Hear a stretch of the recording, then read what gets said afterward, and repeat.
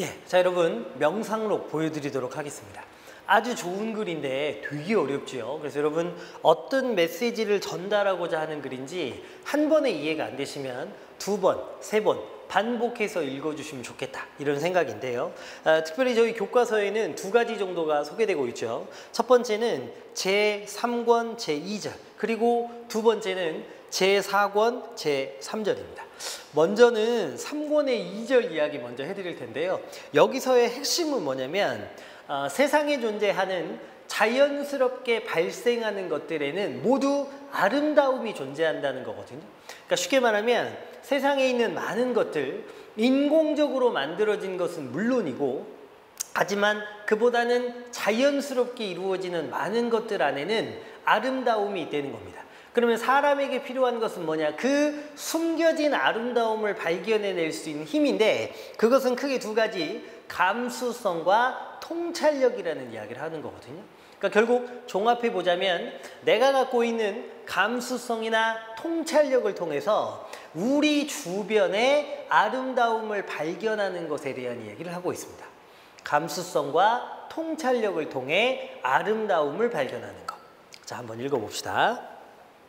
우리는 자연적으로 발생하는 것에 수반되는 현상들도 우아하고 매력적인 데가 있다는 점에 유의해야 된다. 예컨대 여러분 글의 설명 방식으로 따지자면 예를 들어 보여주는 예시가 등장하는 거죠. 예컨대 빵을 굽다 보면 몇 군데 균열이 생기는데 이러한 균열은 어떤 의미에서는 빵 굽는 사람의 의도에 어긋나지만 우리의 주목을 끌어 나름대로 식욕을 돋운다.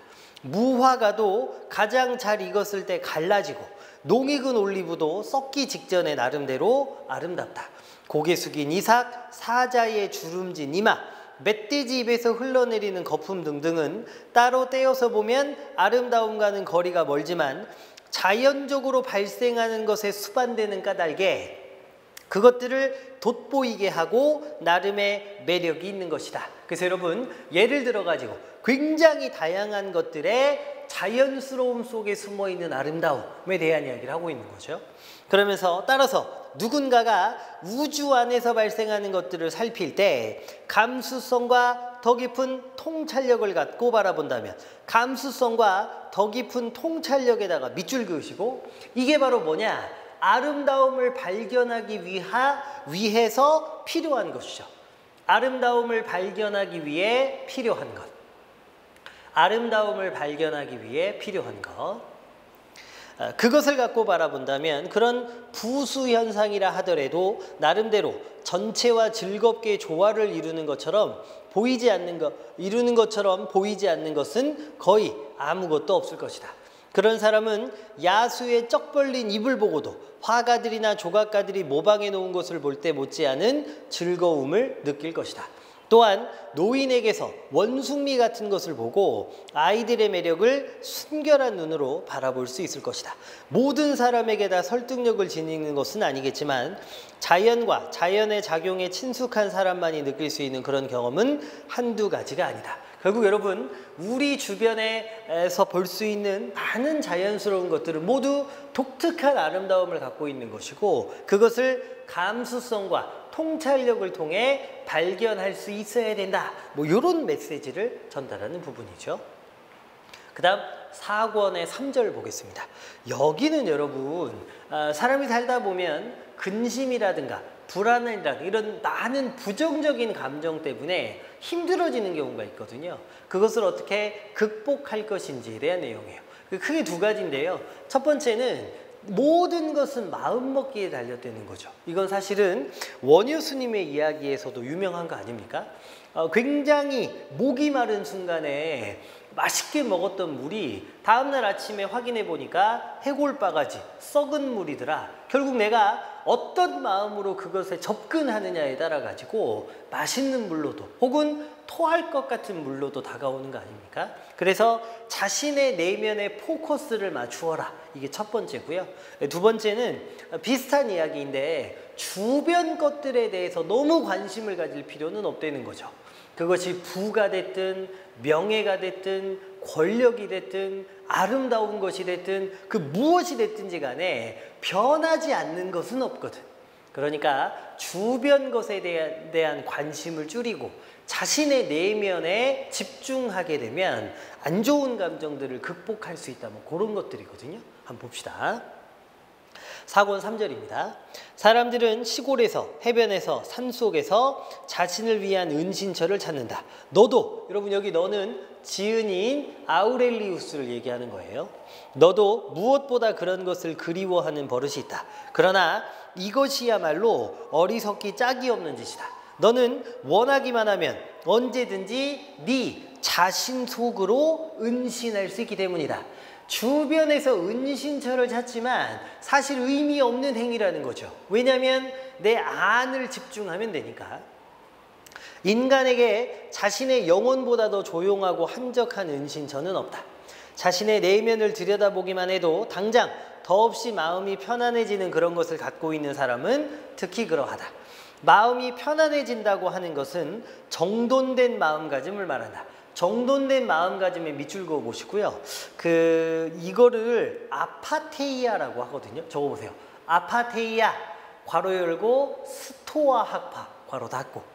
그러니까 스토아 학파라는 어떤 그 학문을 연구했던 한 무리가 있는 거죠. 이 사람들이 행복이 무엇이냐와 관련해서 이야기를 할 때 마음이 평온한 상태, 마음이 정돈된 이 상태를 행복이라고 모았고 그것을 아파테이아라고 있어요. 아파테이아. 그러니까 여기서 말하는 정돈된 마음가짐은 아파테이아와 일맥상통합니다. 적어두시고. 예. 따라서 늘 그런 은신의 기회를 가지고 너 자신을 새롭게 하라. 내 원칙들은 그것들을 눈앞에 떠올리기만 해도 당장 너의 근심을 모두 쫓아주고 내가 장차 돌아가야 할 그곳으로 아무 불만 없이 너를 보낼 수 있도록 짧고 원초적이어야 한다. 너는 무엇이 불만인가? 인간의 사악함인가? 그렇다면 이성적인 동물들은 서로를 위해 태어났고 참는 것도 정의의 일부이며 인간들이 과오를 저지르는 것은 본의가 아니라는 점을 명심하라. 그리고 벌써 무수한 사람들이 원수가 되어 의심하고 미워하고 서로 싸우다가 결국에는 뻗어누워 한 줌의 재가 되었다는 것을 생각해보라. 이제 그런 불만은 집어치워라. 아니면 우주가 너에게 나누어준 몫이 불만스러운가? 여러분, 우주가 너에게 나누어준 몫에다가 밑줄 긋고 그것은 말을 조금 바꾸자면 신이 부여한 운명을 이야기합니다. 신이 부여한 운명. 그것이 불만스러운가? 그러면 섭리가 아니라 원자라는 양자택일이나 우주는 일종의 국가라는 증거들을 머리에 떠올려라. 아니면 아직도 육신에 관한 것들이 너를 성가시게 하느냐? 그렇다면 영혼은 일단 분리되어 자기의 힘을 알고 나면 부드럽게 흐르는 것이든 거칠게 흐르는 것이든 호흡과는 섞이지 않는다는 점을 생각하라. 여러분 그 호흡에다가 밑줄 그으시고 여기 호흡은 육체를 이야기하거든요. 그러니까 영혼과 육체는 분리되어 있다고 볼 수 있는 겁니다. 그러니까 육체적인 어떤 쾌락이나 기타 등등의 것을 추구하지 않고도 영혼은 만족감을 얻을 수 있다는 거예요. 자, 그러면서 그리고 고통과 쾌락에 관하여 네가 듣고 그렇다고 받아들인 모든 것을 생각해보라. 아니면 거품 같은 명성이 너를 옆길로 들게 하는가? 그렇다면 모든 것이 얼마나 빨리 망각되는지, 얼마나 끝없는 긴 시간이 우리 앞에 있었고 우리 뒤에 올 것인지, 갈채라는 것이 얼마나 공허한 것인지, 너를 좋게 말하는 것처럼 보이는 자들이 얼마나 변덕스럽고 판단력이 부족한지, 이 모든 것이 얼마나 좁은 공간에 한정되어 있는지 생각해보라. 대지 전체가 하나의 점에 불과한데 네가 살고 있는 이곳은 얼마나 작은 구석이냐.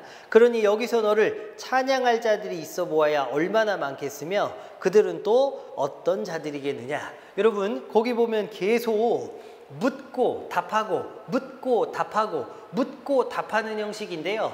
뭐 삐리리가 불만이냐? 삐리리가 불만이냐? 근데 여러분 이분의 설명을 듣고 나면 다 별거 아닌 거죠. 왜냐? 제가 아까 앞에서 설명드렸던 것처럼 우리 주변에 있는 것들은 그렇게 우리가 애를 쓰고 추구해야 할 만한 것들이 없기 때문입니다. 문제는 뭐니까? 내면이니까. 자, 그러면서 그 다음에 그러니 앞으로는 너 자신이라는 작은 영역으로 은신할 생각을 해라. 너 자신이라는 작은 영역에 밑줄 긋고 그게 바로 내면이자 영혼을 이야기하는 거죠. 영혼, 내면 이렇게.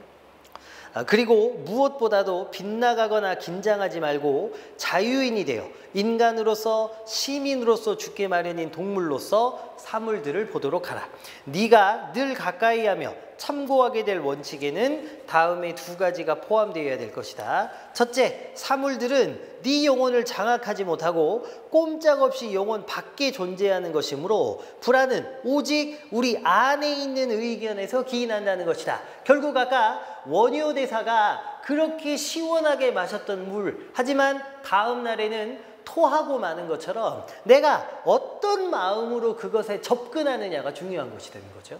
두 번째, 네가 보고 있는 이 모든 것은 한순간에 변해서 더 이상 존재하지 않으리라는 것이다. 그러니까 내 바깥에 있는 무엇인가에 집착하는 것은 사실 영리한 것도 아니고 의미 있는 행위도 아니에요. 자, 그러면서 그리고 너 자신이 이미 얼마나 많은 변화를 경험했는지 항상 명심하라. 온 우주는 변하고 인생은 의견이다. 여기서 여러분, 온 우주가 변한다는 것은요, 주변 것들이 자꾸 변한다는 뜻이고, 인생은 의견이라는 것은 모든 것은 마음먹기에 달려있다. 이 두 가지를 지속적으로 반복적으로 강조하고 있다는 거 잘 기억하시면 좋겠습니다.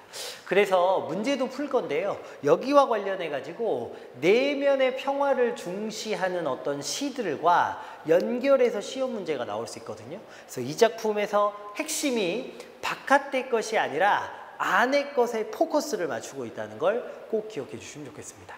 됐죠?